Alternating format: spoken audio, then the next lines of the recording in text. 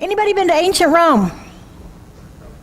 All right, couple people, yeah. Did some tours of the old ruins and things. Yeah. Did you know that the Romans had quite the sophisticated sanitation system? They did. Similar in many ways to our modern systems. It was built between 800 and 735 BC. That's a long time ago, isn't it? And the latrines of Rome are the best preserved feature at Housestead's Roman fort.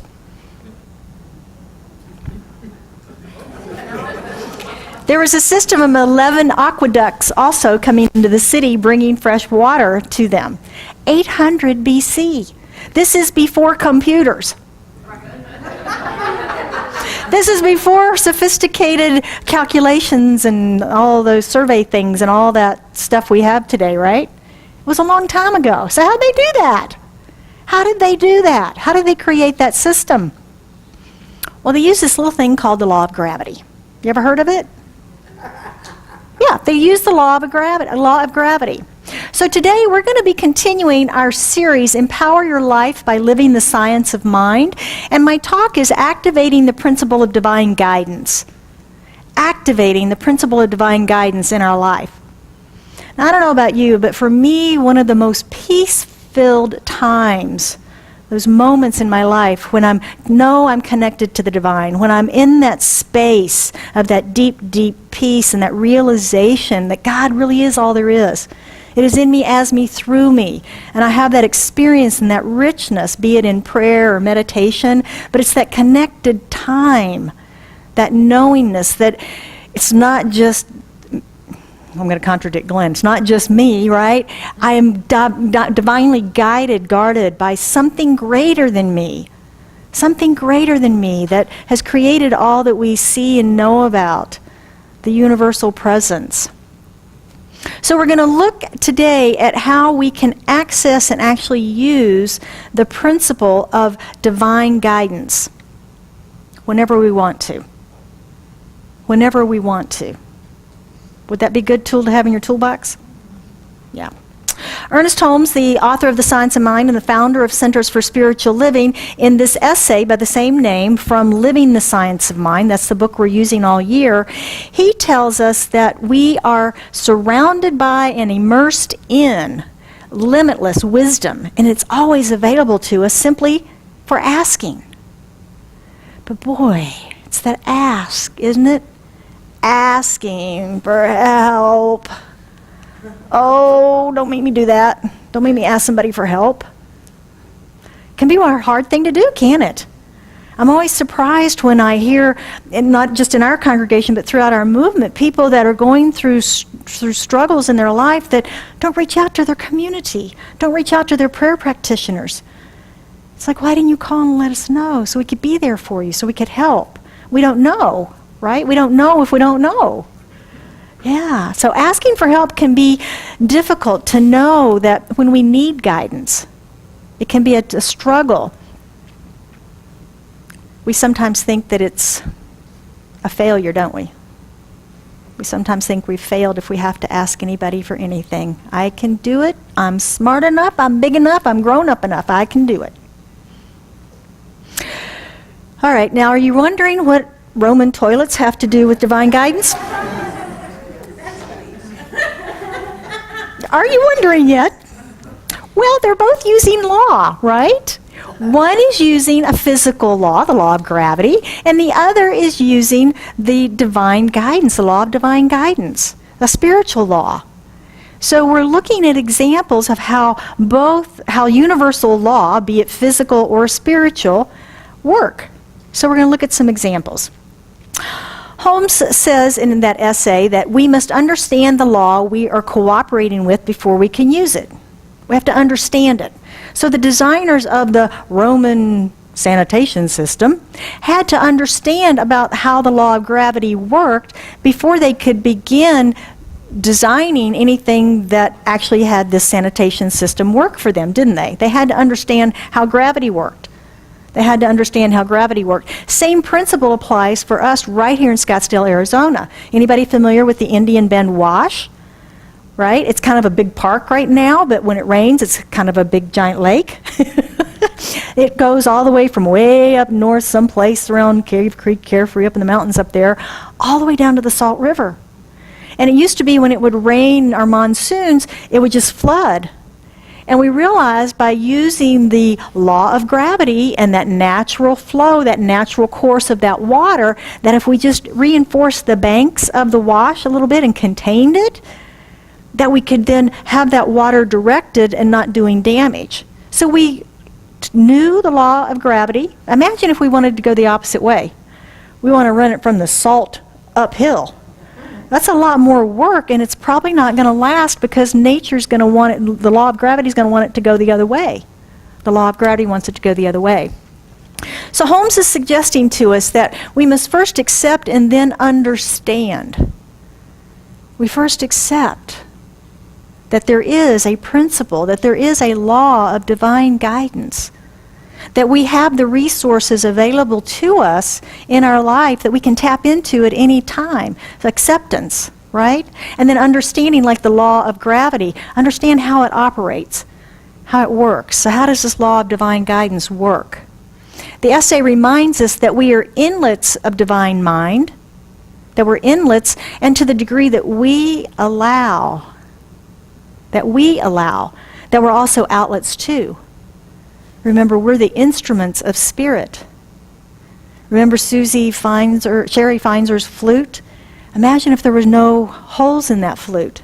It would be like blowing across a bottle, one note all the time, right? So all those different notes, all those different little holes in that specialize that instrument to provide different music.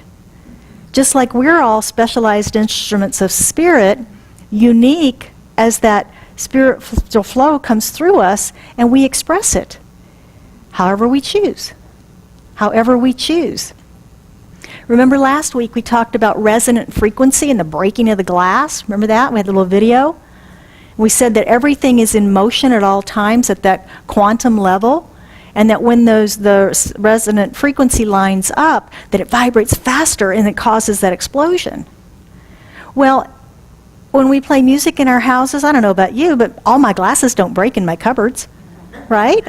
Because we're playing music, we're not playing that one sound, that one frequency at such a high and intense level that it's going to break the glasses. So that's the same is true with divine guidance in learning how to access it, how to use it in our life, how to apply it. I found it interesting in putting this together and thinking about it, how all of our spiritual tools and practices require our choosing to activate them in our lives. It takes us choosing to activate them in our lives and how we want to specialize and apply them, which reinforces for me the way Science of Mind teaches that we are not puppets of some puppet master in the sky with some plan preordained, predestined that we just kind of walk through and do like little robots. That we are given this gift, this beautiful gift of choice and decision of how we want to use it. Think about the law of attraction. The law of attraction is available to us all to use and apply in our life. Some of us may want to apply it in abundance and prosperity principles, to where we want to see greater financial abundance in our life, opulence perhaps. Some of us may want to attract a relationship. Some of us may want to attract a better expression of our creativity through our career. We can specialize that law through the way that we apply it, right? And the same is true with the divine guidance and how we want to specialize it and apply it in our life. This work I mentioned in the beginning about divine intelligence, the Jane Gardner book that we're studying on Wednesdays. That book has been powerful for me in a deepening. You know, we talk about peeling the layers of the onion, and there's always more to be revealed in our spiritual journey, that we are always getting new understanding, deeper understandings of spiritual truth. And this book has had some of that for me in a deepening and expanding and evolution. I'm actually calling it for myself as evolution of my own understanding of the neuroscience of how our brains and our bodies work, in conjunction with the spiritual concepts, because she's very metaphysical in her teaching as well. And the story in the book is really about a guy that she is coaching through his spiritual unfoldment. And we're kind of along for the observation of that. So throughout the book, she keeps asking, are you willing? Are you willing? Are you willing to do the practices? Are you willing to do the dialoguing? Are you willing to go on the retreat? Are you willing to have the conversation? Are you willing? And that's been powerful for me to really anchor in that idea of willingness as spiritual proof, a spiritual principle. We talked last month about surrender. And are you willing to surrender into love? Are you willing to surrender into forgiveness? Are you willing? Are you willing? And it doesn't mean defeat, does it? It doesn't mean defeat. Science of Mind defines willing or will as a decision by an act of choice that we decide through our choosing. He says choice, volition, and will are necessary and real attributes, for without them, there would be no channel through which the ideas of God could be expressed. There would be no channel that God could express through. So the will to receive, the choice to decide, and the volition to take action. Spirit in us, as us, through us, right? In us, as us, through us. So the principle of divine guidance is not lacking. It's always here pressing against us like all the other spiritual laws and truths. But what may be lacking is our perception that this divine guidance is ever available to us. Are you willing? Are you willing to open to the idea of this principle and to understanding, and then to activate it through specializing it in your own individual, unique life? Now, we know that principles or laws don't do anything of themselves, right? It's how we activate them that makes them operate in our lives. Law of gravity did not create that sanitation system in Rome, right? The law did not create it. It was the specialization of the law that created the system, just like the specialization of the law of gravity here was able to let us control the Indian Bend wash. So another way to look at the idea of specialization in our life. If you're faced with a challenge, you've got a challenge in your life. Holmes says that the answer to every problem is in the problem itself. The answer to every problem is in the problem itself. It is usually so self-evident that its very obviousness conceals it.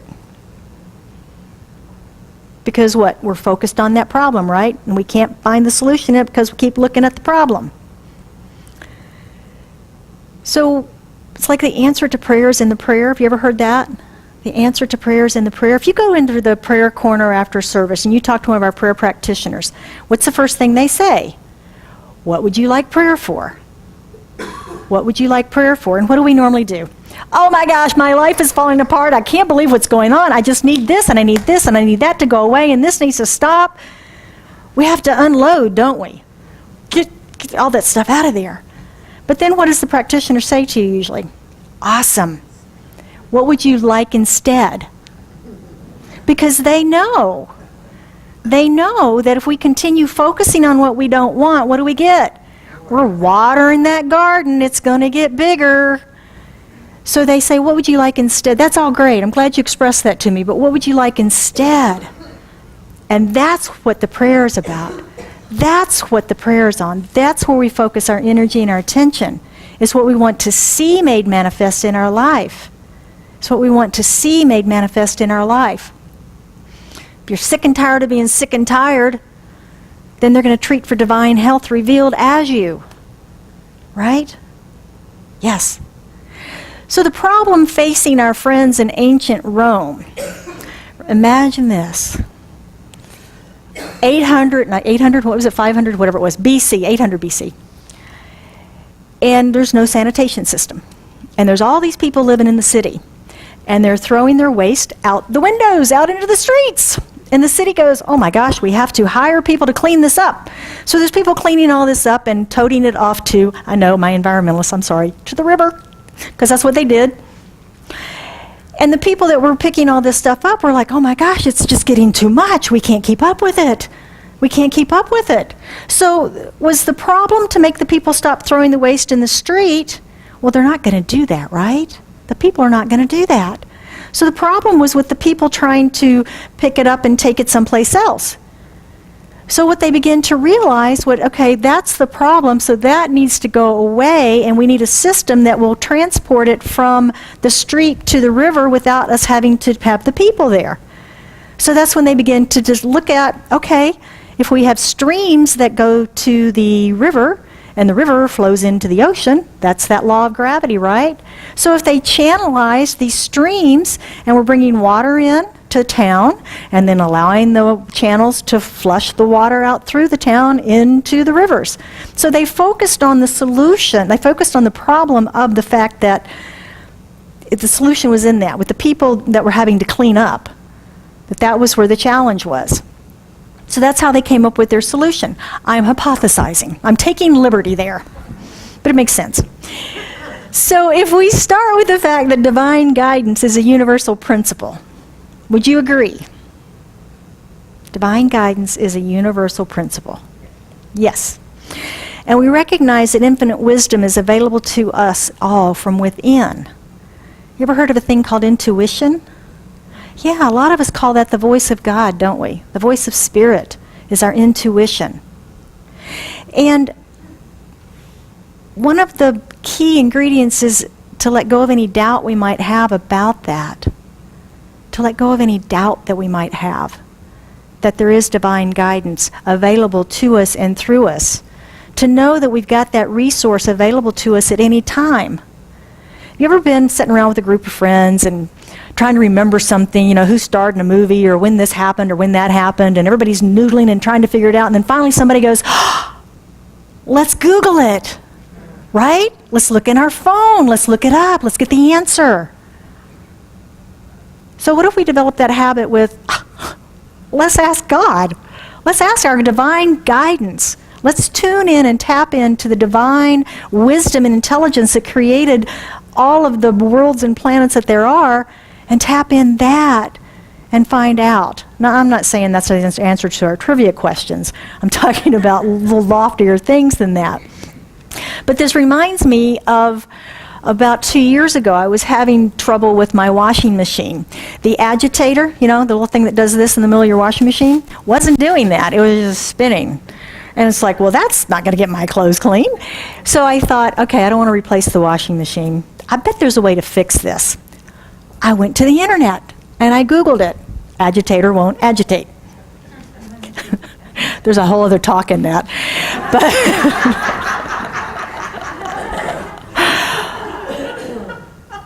So when I looked it up, I found not only the answer to the fact that there are dog ears in my washing machine. Did you know that? And they kind of look like those, but that's actually what it is. And there are these little rubber things that sit down below the agitator. They're like gears that it catches on, so that it'll instead of spin. Well, it's like, okay, great.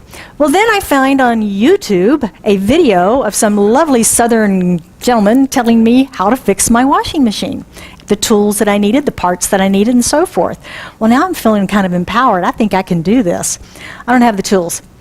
So I also Google on there, you know, where can I get the pieces and parts that I need? I went into my office and I asked, anybody have long, guys, ratchet, is that what it is? Thing? Anyway, anybody have that? Anybody have this? I was loaned all the tools that I needed. I took it apart, and I take the whole thing, and I go to the appliance store, and these two delightful gentlemen are there, and I told them what I needed, and they just nonchalantly grabbed the little dog ears, brought them out, and set them on the counter, and they went, would you like us to install these for you? I was like, yes. So they took all the old ones out and threw them. They were basically disintegrated, threw those away, put the new ones in, so that now all I have to do is take that home and reinstall it. But I still have my video guy talking to me about how to do it. So through this idea of go to the internet, look it up, figure it out, it's divine guidance, isn't it? Isn't it a form of divine guidance? So when we tap in and tune in, we can find the resources that we need in all areas of our life. And it can be through internet, but it can be through silent contemplation in our morning prayers and meditations. I am struggling with what to do about X, whatever it might be in our lives, wherever we are feeling challenged. Open to the divine guidance that's ever available to us. Open to that. And realize that it's more reliable than Google, right? We've all come up with a thing, if it's on the internet, it must be true. Not, right? There's so much stuff out there. But if it's coming as divine revelation to you, it is true. It is true. It is true. So I'm going to bet that most of us in this room have experienced divine guidance. I'm preaching to the choir, I know that. And I know you've experienced it at some level. Anybody found a parking spot that just in a full parking lot? Yeah, we've all had those experiences, right? Would you consider that divine guidance? Telling you to go down this aisle instead of that aisle? It's a little thing. It's a little thing. But there's also the big things in our lives. There's also the big things in our lives. According to author Doreen Virtue, she says that divine guidance occurs through our 4 spiritual senses. And we know in our physical realm, we've got our hearing, our sight, and then many of us are touch, kinesthetic, or we have feelings about things as opposed to seeing visions and things like that. She adds in there thoughts as her 4th one. And she says that we all receive divine messages through these senses, but usually the one that in the physical realm is most heightened for us is the same one that's most heightened for us in the spiritual realm. Example, if you're going to give me directions to some place I've never been before, please show me a map or write them down. Because if you tell me, I don't know where I'm going. I know that's how I'm wired. I am a visual learner for the most part. I know there's others in here that are feeling nature and that they feel things as opposed to seeing visions. So Doreen gives us suggestions on ways that we might interpret that and experience divine guidance. She says if it's involving the feelings, that you would perhaps feel safe, even if it's a warning of danger. Can you imagine that experience? That you feel safe, even though it's a warning of danger. It would almost be like a parent or a loving relative telling you to be careful and be safe around something. It would be that type of a feeling. If it's a thought, it might seem to come out of the blue. I love that, out of the blue. Or perhaps it looks like a manifested prayer in your life. If it is involving our auditory, our hearing, this is interesting. She says sentences would begin with you or we, never I, because I is in the ego, right? If it's we or if it's you, she says, then we trust that that's divine guidance.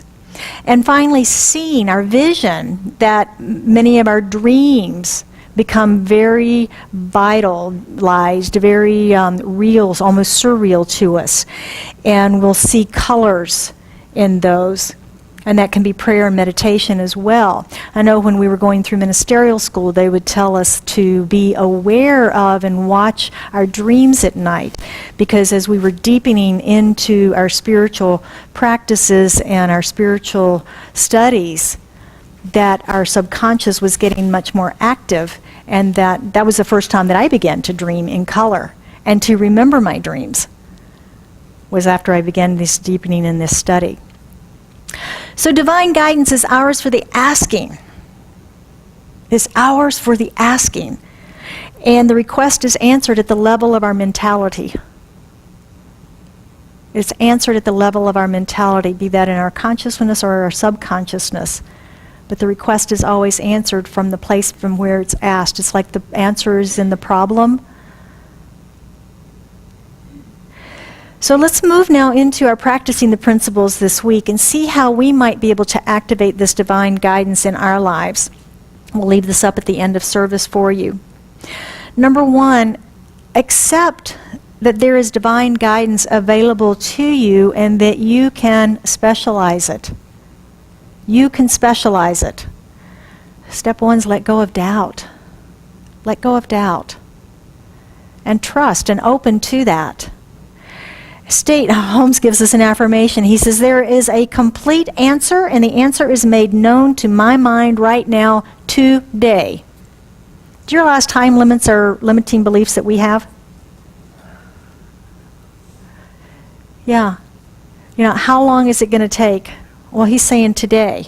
Today is when the divine revelation comes. Today is the day that I tap into divine guidance. Today is the day that I know the direction that I need to step for the next step on the path in the journey of my life to transform that which is apparently holding me back right now.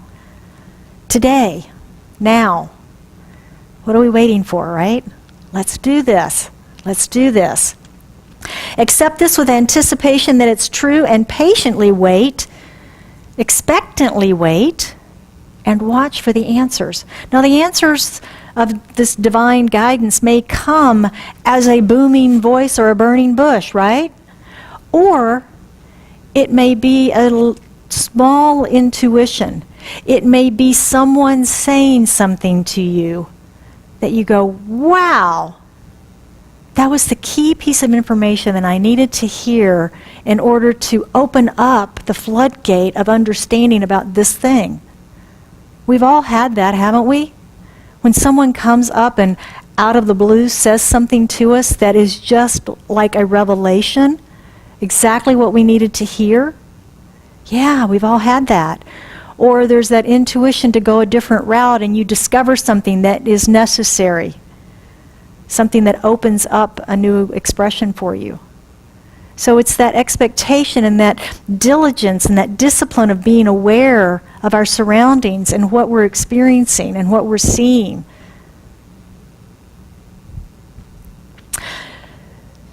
So if you think of yourself like a mathematician, solving problems, mathematics is a law, and we all go to school for a long time to learn how to use mathematics. And it works the same for each one of us. Right? 2 + 2 is 4. So when we're doing that, think of that idea as that divine revelation, whether it's mathematics or whether it's how do I solve this challenge in my life. Number 2, recognize that the answer is in the problem. The answer is in the problem. Remember our Roman friends. The answer was in the problem. The answer to the flooding of Indian Bend Wash was the fact that the wash was already there and all we needed to do was reinforce the sides of it and we could control it. According to the science of mind, the universal law of cause and effect is inhibited or accelerated in its action through our faith and acceptance in it. Accelerated or inhibited. Again, we are in charge. We choose. We choose. So we must understand the law before we can make conscious use of it.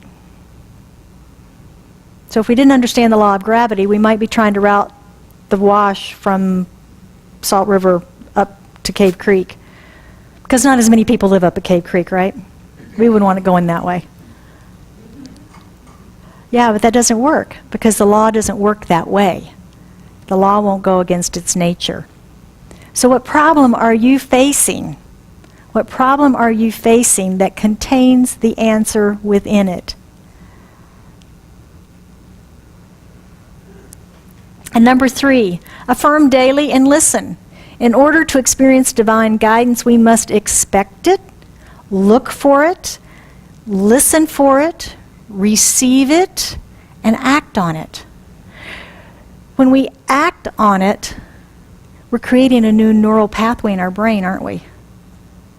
Yeah, because we're creating a memory, we're creating an experience, and we're creating that new neural pathway that is telling us, oh, divine guidance. Oh, that works. Oh, I can do that again.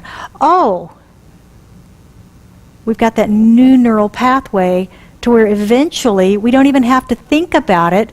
We just instantly and automatically go to source. Instantly and automatically open to divine guidance. What do I do here?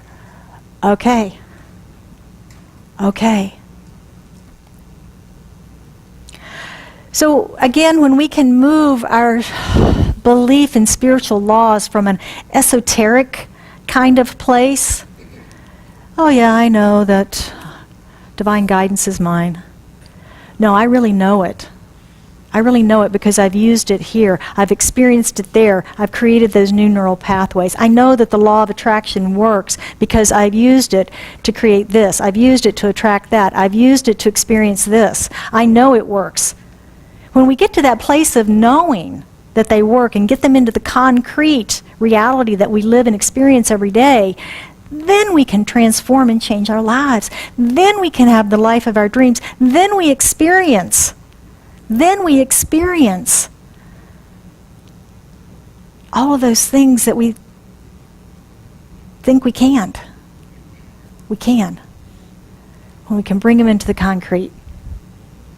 So I want to close today with a final quote from our founder, Dr. Ernest Holmes, where he says the divine influx is the continuous inpouring of God's blessings. When we open our minds to the influx of divine wisdom, we're allowing our lives to be guided by the infinite. And this is not from the standpoint of separation, guy in the sky, something else. It is from the standpoint of the source of our very being, that divine spark that lives within each of us. We are the instruments through which the Spirit expresses and speaks. And if we have something available to us that is so willing to give and is in fact always giving, and all we have to do is open and say yes and receive, what a beautiful gift. What a beautiful gift to choose to receive. So I invite you to join me now as we receive, as we move into an affirmative prayer and open to that divine wisdom as us. So how good it is to remember, to know that God is all there is. The one power, one presence, one life that is in, through, and as all that is in, through, and as me as an instrument of it, that is in, through, and as each one in this room and within the sound of my voice. For we are all instruments in that beautiful orchestra of life expressing here on planet Earth now. And as an instrument, we have the ability to tune ourselves for that expression, for that beautiful music that we individually will play. And yet the maestro, the conductor, is ever directing and guiding us if we just look up and follow the baton, follow the guidance, follow the wisdom, and play the beautiful music and the beautiful notes of love, of peace, of joy, of harmony. Accepting and expressing that infinite wisdom, that intelligence that we are. So I know this day, for anyone that has anything on their heart that they are seeking divine guidance for, that they are seeking a fuller expression of life through them, that wisdom, that divine guidance is made manifest today, easily, effortlessly, gracefully, to and through them in a way that they understand with such great clarity. It is as if the lights were turned on in a darkened room, and they move forward in grace and in love, expressing that which has been revealed. And I know not only peace in our hearts, but peace on our planet. And in great gratitude and joy, I just release this into the action of law, knowing that it's done, it's so, the word spoken is the word made manifest, and we anchor and affirm this together today by saying, and so it is.